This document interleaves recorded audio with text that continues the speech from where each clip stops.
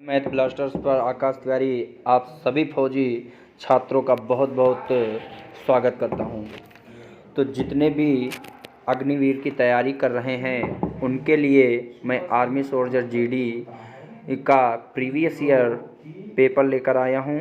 इसको ज़रूर देखें और ये प्रश्न आपके आने वाले जो 13 नवंबर का है और जो 15 जनवरी के बच्चे हैं वे उनके लिए बहुत महत्वपूर्ण वीडियो रहेगी। पहला प्रश्न हम देखते हैं, कह रहा दिल्ली की पहली मुस्लिम महिला शासक कौन थी? तो इसका सही जवाब होगा रजिया सुल्तान। दूसरा है, राज्यसभा सदस्य का कार्यकाल होता है तो 6 वर्ष। भारत में सबसे बड़ी सिंचाई नहर, तो इसको बताना है इंदिरा गांधी नहर। निम्नलिखित में से कौन से राज्य बुद्ध के जीवन से जुड़े थे? तो कौशल। किस प्रकार की वायु में पूरी क्षमता से नमी होती है? तो संतृप्त वायु। तो याद रखना है, ये सारे प्रश्न आपके प्रीवियस ईयर के ही हैं, पूछा हुआ पेपर है जो आपके एग्ज़ाम में बहुत महत्वपूर्ण प्रश्न देखने को लिए मिलेंगे। निम्नलिखित में से कौन सी धौलाधार श्रेणी की एक महत्वपूर्ण जनजाति है? गद्दी। अगला है, कर्नाटक के मणिपाल में किस बैंक का मुख्यालय स्थित है? तो इसका बताना है तो आपका सिंडिकेट बैंक। 1893 में शिकागो में विश्व धर्म संसद में तूफानी हिंदू के रूप में किसे सराहा गया था? प्रश्न है, 1893 में शिकागो में विश्व धर्म संसद में तूफानी हिंदू के रूप में किसे सराहा गया था? तो स्वामी विवेकानंद को। फिर अगला है मीनाबक्कम अंतर्राष्ट्रीय हवाई अड्डा कहाँ है? तो इसका सही जवाब हो जाएगा चेन्नई। अगला है, भारत में महत्वपूर्ण यूरेनियम खदान डॉट है जादूगुड़ा। अगला है, कांग्रेस का पहला सत्र डॉट में आयोजित किया गया था? तो इसका सही जवाब बॉम्बे। कंबाला दौड़ एक पारंपरिक भैंस दौड़ डॉट में आयोजित की जा रही है? तो इसका सही जवाब क्या हो जाएगा? तो याद रखना कर्नाटक। प्रधान मध्याह्न रेखा डॉट डिग्री मेरिडियन पर स्थित है? तो 0 डिग्री। अगला, लाल बहादुर शास्त्री राष्ट्रीय प्रशासन अकादमी कहाँ स्थित है? तो इसे आपको याद रखना है मसूरी में। और इस जीके का लास्ट प्रश्न 15 नंबर है, खासी और गारो जनजाति मुख्य रूप से डॉट में रहते हैं? तो इसका सही जवाब आप लोगों को कमेंट बॉक्स में लिखना है। इनमें से कौन सा होगा? मिजोरम, मणिपुर, मेघालय, नागालैंड। ये अब आगे हम साइंस फिर मैथ इसी तरह देखेंगे। अगर आपको वीडियो अच्छी लगे तो इसे शेयर करें, लाइक करें। अभी तक आप इस चैनल को अगर सब्सक्राइब नहीं किए हैं तो सब्सक्राइब कर लें। आपके जो अग्निवीर का सपना है उसे पूरा करने में ये वीडियो क्वेश्चन बहुत ही कामगार सिद्ध होंगे।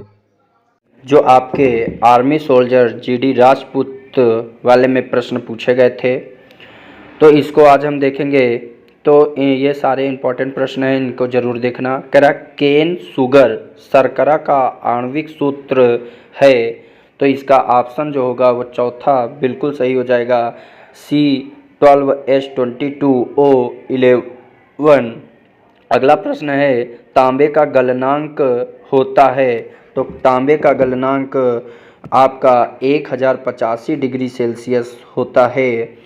अगला प्रश्न है, दांतों की सड़न तब शुरू होती है जब मुंह का पीएच मान डॉट से कम हो जाता है? तो इसका सही जवाब होगा 5.5। तो पीएच मान कितना होगा? 5.5।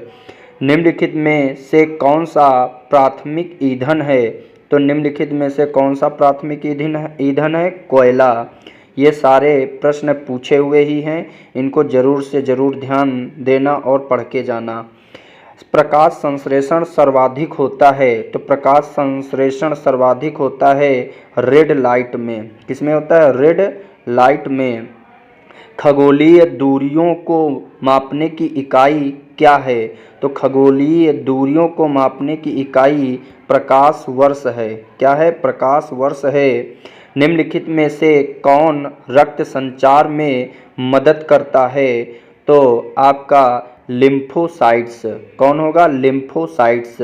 अगला प्रश्न है, अधिक ऊंचाई पर नाक से खून बहने का क्या कारण होता है? अधिक ऊंचाई पर नाक से खून बहने का क्या कारण होता है? बहुत महत्वपूर्ण प्रश्न है।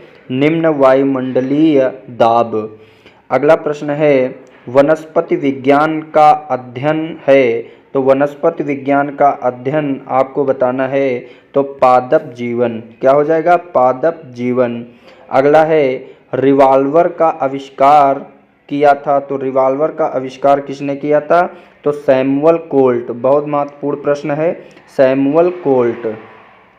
कोरोनाग्राफ का प्रयोग के लिए किया जाता है, तो आपका सही जवाब होगा सूर्य के कोरोना का अवलोकन करने और उसकी तस्वीर लेने। ये आपका चौथा बिल्कुल सही हो जाएगा। फिर हर्ट्ज इकाई है, तो हर्ट्ज किसकी इकाई है? तो हर्ट्ज जो है आपका आवृत्ति की इकाई है। पहला बिल्कुल सही हो जाएगा। निम्नलिखित में से पहला गणना उपकरण कौन सा है? तो इसका सही जवाब जो होगा अबेकस। बहुत महत्वपूर्ण भैया प्रश्न है, इनको सभी लिखना और जो ना है उसे ज़रूर लिखना, और जो आप प्रैक्टिस करें, देखें आपके कितने सही हो रहे हैं प्रश्न, क्योंकि ये सारे प्रश्न पूछे हुए ही हैं जो आपके पेपर में आए थे। निम्नलिखित में से किसे कृत्रिम बुद्धि का जनक माना जाता है? तो इसका सही जवाब होगा जॉन मैकार्थी। John McCarthy. वायु गतिकी से आप क्या समझते हैं? तो वायु गतिकी से आप क्या समझते हैं? तो यह वायु और गैस के प्रवाह में गति का विज्ञान है, तो इसका सही जवाब दूसरा हो जाएगा। तो ये आपके 15 प्रश्न साइंस के थे। तो ये बहुत महत्वपूर्ण प्रश्न है, इनको ज़रूर से ज़रूर देखें। अगर आपको वीडियो अच्छी लग रही है तो इसे शेयर करें, लाइक करें और सब्सक्राइब करना ना भूलें। तो देखेंगे मैथ में कैसे कैसे प्रश्न पूछे गए हैं। कह रहा है, एक व्यक्ति 320 आमों को 400 आमों के क्रय मूल्य पर बेचता है, तो उसका लाभ प्रतिशत क्या है? तो लाभ पूछ रहा है, तो आपको पता हो जाना चाहिए कि इसका जो क्रय मूल्य होगा वो कितना होगा? 320 होगा, और इसका जो विक्रय मूल्य होगा वो कितना होगा? 400। क्योंकि कम की खरीदोगे, ज़्यादा की बेचोगे, तभी तो लाभ होगा। बोलो, ऐसे ही समझ जाना चाहिए था। कई लोगों ने क्रय मूल्य यहाँ पर लिख दिया तो 400 को क्रय मूल्य मान लिया, लेकिन उसने लाभ पूछा है, तो डायरेक्ट ही समझ जाओ कि उसने कम की चीज़ खरीदा, ज़्यादा की बेचा। ठीक, तो 320 की खरीदा, 400 की बेचा, तो लाभ कितना हुआ? तो आप कहोगे 80 का। तो लाभ और हानि हमेशा होता किस पर है? क्रय मूल्य पर इंटू 100 हो जाएगा। तो 0 0 कैंसिल, 8 चौको 32, 4 से 100 काटोगे तो कितना हो जाएगा आपका? 25। तो इसका मतलब कितने परसेंट का लाभ हुआ? 25% का लाभ होगा। अगला प्रश्न देखो क्या कह रहा है। तो अगला प्रश्न हम लोग देखेंगे, फिर उसके बाद हम आगे चलेंगे। उसने कहा है कि मान ज्ञात कीजिए, तो 1500 प्लस 600, क्या कहा? 1500 प्लस 600, तो 1500 और 600 टोटल कितना हुआ? 2100। कितना हुआ? 2100, और 2100 का 30% सिर्फ आप लोग निकाल लो, तो 0 0 0 0 कैंसिल हो जाएगा, तो 1 0 तो रहेगा। 3 एक कन्नम 3 और 3 दूनी 6, 630 आपका बिल्कुल सही जवाब हो जाएगा। फिर अगला प्रश्न देखते हैं। एक त्रिभुज का परिमाप 600 मीटर है, यदि भुजाओं का अनुपात 12:13:15 है, तो सबसे लंबी भुजा ज्ञात कीजिए। तो यहाँ पर आपने देखा कि यहाँ पर जो परिमाप दिए है वो 600 दिए। परिमाप का मतलब होता है त्रिभुज का तीनों भुजाओं का योग।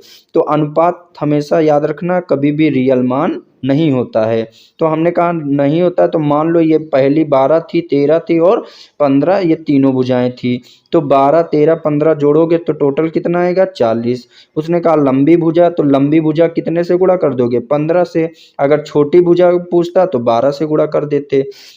तो हमने कहा 0 से 0 कैंसिल हो गया, 4 से 60 काटोगे तो 15 चौको 60 होते हैं। बोलो अब 15 इंटू 15 बचा, तो 15 इंटू 15 कितना होता है, 15 15 हम 225। ये आपका हो जाएगा। अब इस बार देखो 16 अक्टूबर वाले प्रश्न में 15 का स्क्वायर पूछ दिया था। तो 15 का स्क्वायर क्या होता है 225, याद रखना। अगला देखते हैं प्रश्न क्या कह रहा है। कह रहा है एराइज के अक्षरों को कितने विभिन्न तरीकों से व्यवस्थित किया जा सकता है। तो ऐसे प्रश्न भैया आ रहे हैं तो जरूर पढ़ के जाना। एराइज आपको लिखा है कि यहाँ पर एराइज मतलब ARISE। तो यहाँ पर काउंट करो 1 2 3 4 5, 5 हैं। अब कितने विभिन्न तरीकों से व्यवस्थित किया जा सकता है।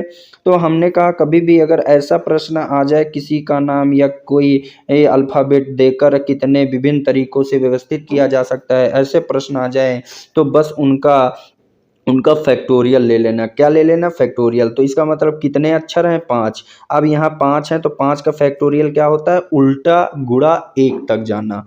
उल्टा गुणा 1 तक जाना मतलब 5 का उल्टा गुणा क्या करोगे, तो आप कहोगे 5 गुणे 4 गुणे 3 गुणे 2 गुणे 1, यही जाओगे। अब यहाँ पर हमने देखा एराइज में कोई ऐसा अल्फ़ाबेट है जो लगातार 2 बार आया है, आपने कहा नहीं आया है, तो हम सिर्फ लगातार गुणा कर देंगे। 5 चौको 20, 20 तिया 60, 60 दूना 120। इसका मतलब उत्तर जो आएगा वो कितना आ जाएगा 120 हो जाएगा। अब कई बच्चे सोचेंगे कि सर अगर यहाँ पर एक ही अक्षर 2 बार आ जाता तो क्या होता। जैसे यहाँ पर आ जाए, आप किससे पूछ दिया जाए, कह दिया जाए कि यहाँ पर आ जाए दीप, ठीक, दीप आ जाए तो अब इसका क्या होगा। तो आप पहले गिनती गिनो 1 2 3 4, तो इसका 4 फैक्टोरियल हो जाएगा। तो मतलब 4 फैक्टोरियल का मतलब 4 गुणे 3 गुणे 2 गुणे 1।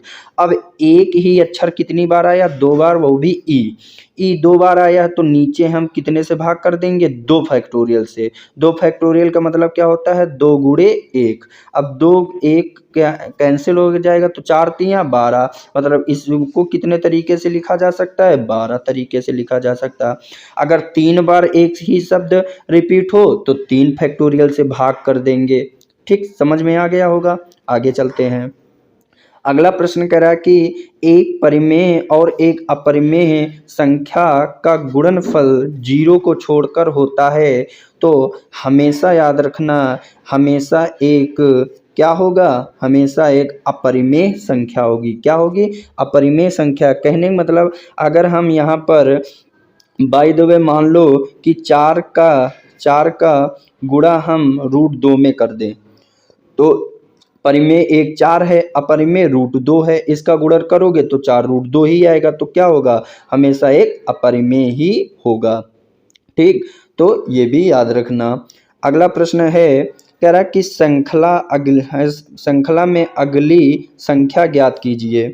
तो यहाँ पर एक चीज देखो, 7 5 कितने होते हैं भैया, 7 5 12, तो 7 6 13, 13 6 और कितने हो जाएंगे 19, 19 और 6 कितने हो जाएंगे 25। इसका मतलब इसका आंसर जो होगा वो कितना हो जाएगा 25 हो जाएगा। अगला प्रश्न है कि एक बहुभुज की 44 विकर्ण हैं, इसकी भुजाओं की संख्या ज्ञात कीजिए। तो भैया याद रखना कि बहुभुज की भुजाओं की संख्या बराबर होता है, बहुभुज बराबर होता है, याद रखना n ऑफ क्या होता है, n of n minus 3 by 2 equal to 44 हो जाएगा कि नहीं हो जाएगा। अगर हम बाय द वे यहाँ n की जगह, यहाँ पर डायरेक्ट मैं बता देता हूँ कि यहाँ n की जगह अगर 11 रख दो तो यहाँ पर क्या हो जाएगा 11, और 11 में 3 जाएगा तो कितना बचेगा, तो 11 में 3 जाएगा तो कितना बचेगा 8, 8 बचेगा और बटे 2 इक्वल टू 44। तो 2 चौको 8 तो 11 चौको 44 44 बराबर 44। ये भैया प्रश्न रट के जाना, ये डायरेक्ट प्रश्न कई बार शिफ्टों में पूछा गया है। 28 मार्च में भी ये प्रश्न आया था। रट के जाना कि अगर एक बहुभुज की 44 विकर्ण है तो इसके भुजाओं की संख्या 11 होगी, ये याद रखना भैया। आगे चलते हैं। आगे कह रहा है यदि एक घटना नहीं घटती है तो उसकी प्रायिकता होगी। तो जब घटना ही नहीं घटी तो उसकी प्रायिकता 0 होगी, याद रखना।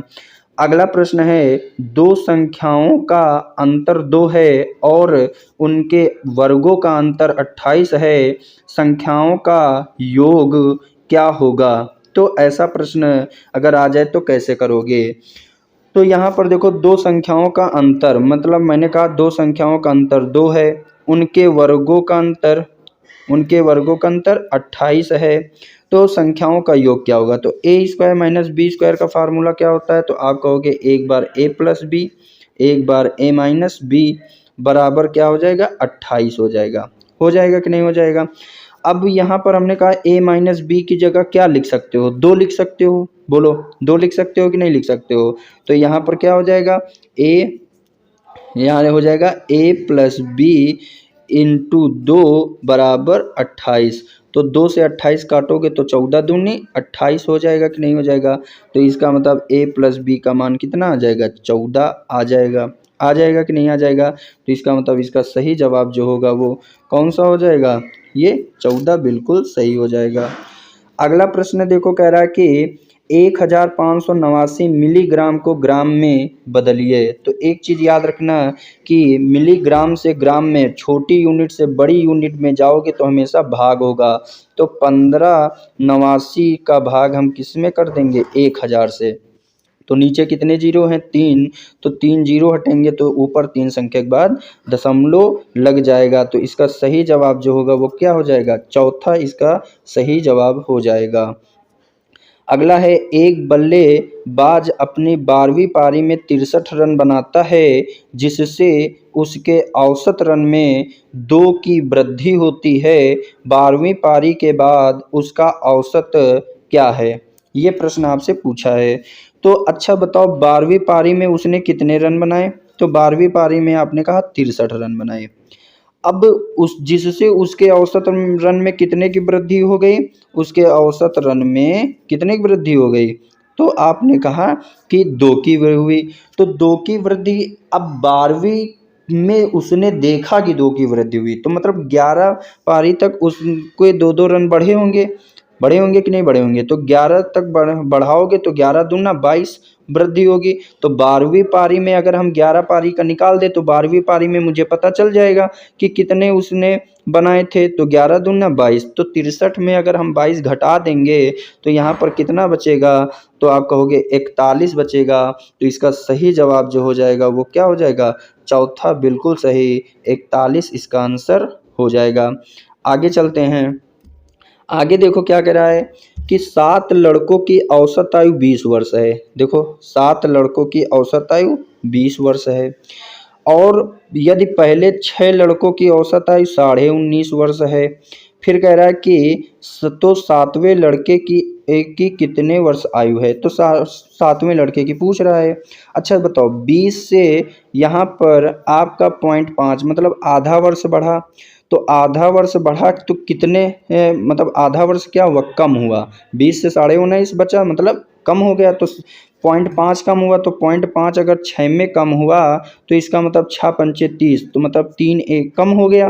बोलो इसका मतलब अगर 3 कम ना होता तो इसका मतलब कि उसकी एज जो 7वें की रही होगी वो ज़्यादा रही होगी। तो इसका मतलब 20 और 3 कितना होता है 23 हो जाएगा। तो इसका सही जवाब क्या हो जाएगा दूसरा। अब जैसे इसको ऐसे नहीं करना चाहते हो तो इसको क्या होगा कि 7 लड़कों की औसत आयु जो है वो आपकी 20 है। क्या है 7 लड़कों की औसत आयु, तो आपने कहा 20 है। तो योग क्या होगा, तो 7 दूनी 14 140 हो जाएगा। बोलो 7 दूनी 14। अब 6 लड़कों की 19.5 है तो इनका योग क्या होगा। तो आप कहोगे 6 पंचे 30, पॉइंट खिलाओगे फिर 95 19 छक्का 114, 114 और 3 जोड़ोगे तो 117 हो जाएगा। बोलो हो जाएगा कि नहीं हो जाएगा।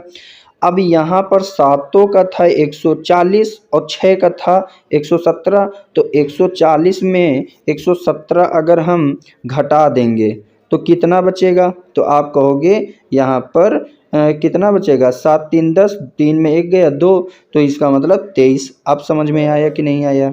बोलो आगे चलते हैं। आगे प्रश्न है तो देखो यहाँ पर पचम 25 पंचे 125, 125 पंचे 625, आपका चौथा ऑप्शन बिल्कुल सही हो जाएगा।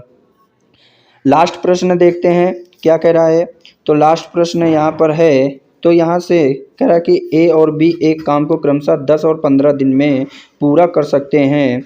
यदि ए काम शुरू करता है और दोनों प्रतिदिन बारी बारी से काम करते हैं तो कार्य कितने दिनों में होगा। भैया इंपॉर्टेंट प्रश्न है, रट के जाना। तो यहाँ पर देखो ए अगर 10 दिन में करता है, बी 15 दिन में करता है, तो टोटल काम लेने के लिए क्या लोगे, एलसीएम। तो 15 दूना 30, 10 तिया 30, होगा कि नहीं होगा। अब ए जिस दिन काम करने गया बी नहीं गया, जिस दिन बी काम करने गया तो ए नहीं गया। तो हमने कहा अच्छा अगर नहीं गया तो एक चीज़ बताओ कि अगर ये एक एक दिन गए तो एक दिन 2 3 काम हुआ, दूसरे दिन 2 काम हुआ, तो टोटल काम हुआ कितना, 5। लेकिन दिन कितने लगे, 2। तो इसने कहा कि अच्छा पूरा काम कितने दिन में समाप्त हुआ, तो 5 छक्का 30, तो 6 दूना 12। इसका मतलब हमारा उत्तर जो होगा वो कौन सा हो जाएगा, ए बिल्कुल सही। आपका 12 जो है वो आपका उत्तर सही हो जाएगा। नोट कर लेना इस